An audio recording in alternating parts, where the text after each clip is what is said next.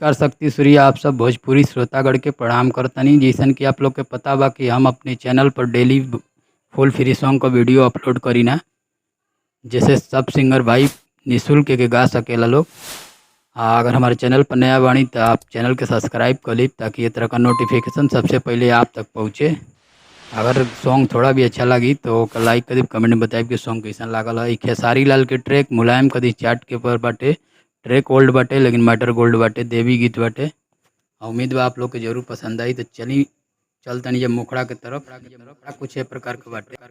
पूजा करे आइल बाड़ी भैया जी के साथ में, गरादा मचौले बाड़ी नौकी भौजी नाच के, माई के रिझावताड़ी नौकी भौजी नाच के।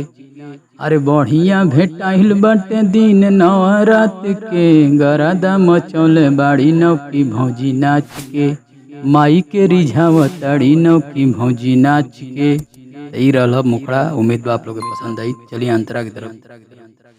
अरे कोहताड़ी डीजे के वॉल्यूम बढ़ा दो, कोहतानी जवन तवन गाना लगा दो। अरे कोहताड़ी डीजे के वॉल्यूम बढ़ा दो, कोहतानी जवन तवन गाना लगा दो।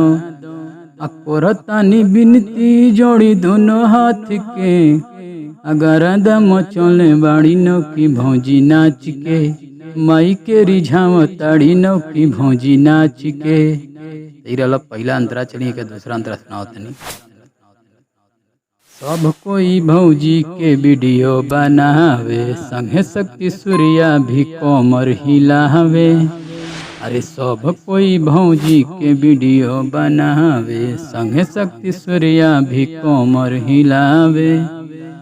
लागल बाने सिंगर देख माई के पूजा पाठ में, लागल बाने सिंगर तो माई के पूजा पाठ में, गरादा मचौले बाड़ी नौकी भौजी नाच के, माई के रिझावताड़ी नौकी भौजी नाच के। तो आप लोग के बहुत पसंद आई सॉन्ग।